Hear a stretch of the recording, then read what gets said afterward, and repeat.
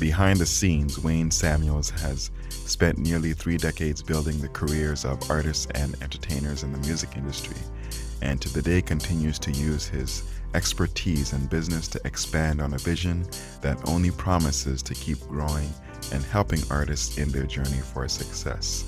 Wayne was the perfect person to speak to about my story called Slums of Gratitude, which touches on issues related to ambition and success and how it affects the people around us. Take a listen to this Real Inspiration podcast discussion with Wayne Samuels. Okay, yeah, so thanks again for coming. Yes, thank you for having me. We're going to be talking about the story Slums of Gratitude, and it's a story that is in my paperback book, the Volume 1 book. The gist of it is just pretty much that there is a guy who almost wants to stay simple. He wants to keep his life simple, regardless of the fact that he has opportunities to get ahead. He just wants to keep everything and everybody around him as as simple as possible so that he can have a simple life and just be happy with that. And that's what he's trying to keep everybody on that level. You're somebody I wanted to speak to about this because I feel like you'll have a lot. You dealt with a lot of artists. I have. Right? So Yes. From your perspective, you'll know that ambition people have. You've probably seen, I could just imagine you have tons of stories of people who have just done anything to be successful. Yeah. Probably the opposite of this character, Do you think that, are his fears legitimate? How hard is it to have money? Because that's kind of his fear, that he's going to leave people behind, and he doesn't want to leave anybody behind. I think it's valid. It really, for me, it kind of depends on your morals. Some people, when they get an abundance of money and they don't come from it, money will give you access to things. But if you do come from privileged background, or you have access to money, then it's ingrained in you that it's a way of life, and that money will open up doors for you and afford you opportunities that you may not otherwise have. So for those who may not have that money, that means the people around them don't have money either. Yeah. Right?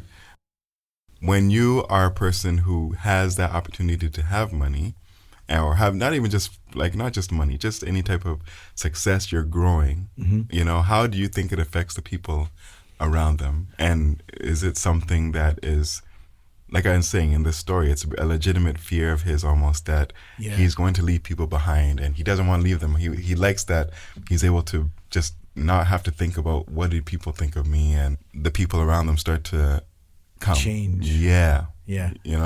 I could probably relate to that, because when I signed an artist to a major record deal with Capitol Records, that was almost like $1 million deal, and we had a good chunk of money. And I mean, maybe for me I was lucky because the people I was around were really grounded and kept me grounded, so I didn't really feel like. But similar to the main character in the story, I kind of had that fear too, that if I got money and I would lose my core friends, or I'd be distant from them because they didn't have money. Is there a sense of obligation to bring people along with you? For me, because loyalty is big, yes. If you're with me in the beginning and we work together, I'm bringing you regardless. Do they have to contribute, or is it just I'm bringing because I've never had a lot of money, so you will see. I will. You will have. Thank you. So the question is when people aren't actually doing anything with their, like, to help you, like if they're not helping you, like just somebody you know, Right. does it become a problem where it's like, Um, you got to work for this. yes. You can't just, For me, there's a line. You don't necessarily have to do something, but you need to show the effort that you're putting towards. Because let's say you're a day one and you were with me since the beginning, and I put you in a role to do something, but have no experience. If I see that you're actually trying, I personally can be okay with that. But if you just take advantage of it and kick your feet up and just say, well, I was with Wayne since day one and I supported him. Have you had that before? Like people? Yes. Yeah? Okay. Definitely. I've had both. Mm-hmm. Loyal day ones that support me and still show up when I need them, Mm-hmm. and then day ones who I've had to like distance myself from because they just weren't adding any benefit and they were kind of more or less coattailing. And is it hard then to It is. like to say, you know what, we have to, and that's kind of the question in my head, like how do you, these are all the fears I think this character has. Yes. Not wanting to even step into this world where you have to. I kind of sympathized with him when he was talking to his wife and he was trying to justify, let us, like, we don't have to take the job opportunity. I don't have to be the manager. Let's just keep this simple life. Like, we'll figure it out. We've been going this far, this long. It's okay. Like, for me personally, those conversations with those individuals that you have to cut off, it's a difficult one, but it's one that will, personally for me, it'll benefit you. Those difficult conversations, for me, benefited me because I think about if I had kept them along, would they have, made my downfall, or would they have brought some wrong energy to the circle, or would they have made a wrong decision? The other thing about the character that I saw, but by the time I got to the end of the story, was there a way that he could have taken the opportunity and reconsidered his mindset to not feel like he would be leaving behind his simple life and take advantage of the opportunity? I think part of it is, and this is another question, is some people just aren't ambitious, That's know? it. And is that okay? Like some people just aren't, like we, especially in the Western side of this world, we're all very, you have a gift, you have to do something, be something, But some people just don't have that drive. Right. To. And personally, I don't think there's anything wrong if they don't have the drive. It's okay to be like the character and just say, hey, I'm good at a thing. Let me just stay in my box and I want to live a simple life. I just don't want the extra frills or the extra stress or the extra, I got to think about if this person is really my friend or only wants me for the money or the opportunity. I think there's nothing wrong with that, to just be like, hey, I'm happy right here. And as long as you can wake up, look in the mirror and say that you're happy doing what you're doing in the position you're in. So can a person who is ambitious mix with a person who isn't? So there might be people in your circle who will just kick up and they wake up at noon, Like you, Sid. It's like, it's like, Sid, you wake up at noon.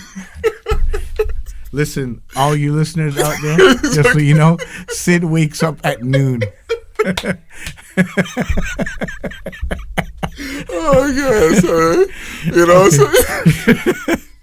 Yeah. But you know what I mean, though. I know what you mean. Yeah. There's some people who just really just that is very difficult, because an ambitious person is constantly working and trying to strive for better, and a person that's not ambitious and just happy where they're at, when you are around an ambitious person, they will feel like after a while it'll get tiring. You'll be like, come on, man, I'm tired of carrying the extra weight. And that's what I'm almost trying to get at, because do you need people around you like you, or do you?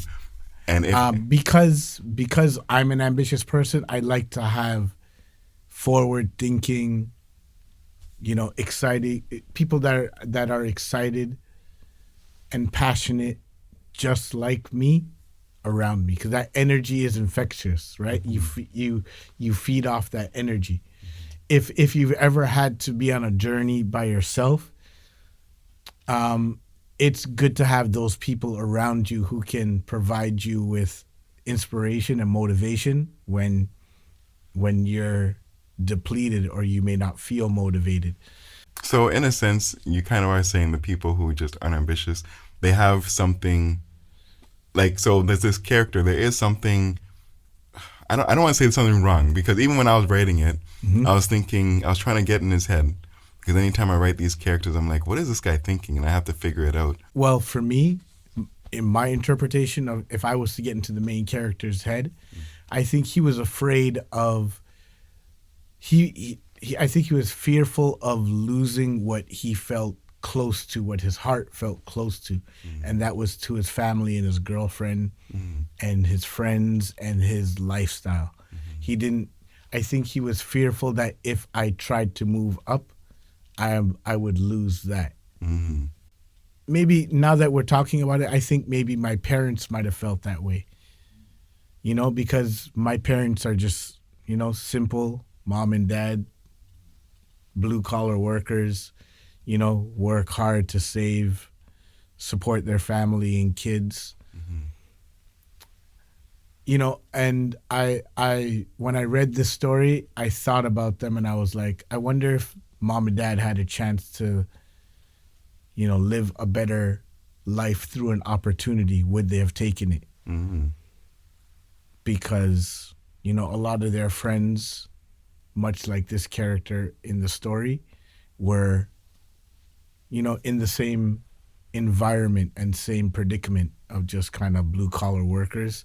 So would they have taken it knowing that they potentially would have to start all over again? Move to another place, make new friends, stuff like that. Is it sometimes you think it's sometimes not worth it? Like if you were to go through somebody's life and they do become successful, they do get everything, but they lose those friends, that that joy, that they once had. Is it worth it to take advantage of the opportunity? Yeah. I think it all depends on the individual and their moral compass, because sometimes not having the opportunity or success in terms of money and opportunity is it worth losing that? Losing your happiness and peace of mind. Sometimes there's no dollar amount that you can put on those two things. And I think maybe that's what the character might have been. The main character was trying to get through to his girlfriend, like, hey, don't worry about this job. Like, it's going to pay us more and it could move us out of the slums, but is it worth it? Yeah, because I see a lot of celebrities saying that, Yeah.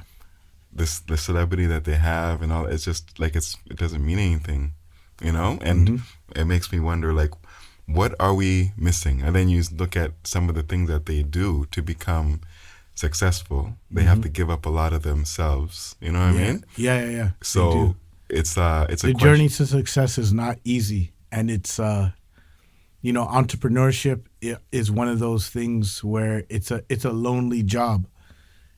So if you're blessed and gifted to be in business or working for yourself with people, like-minded people, cherish that, because not everybody has that opportunity. And to do it on your own, it gets really lonely.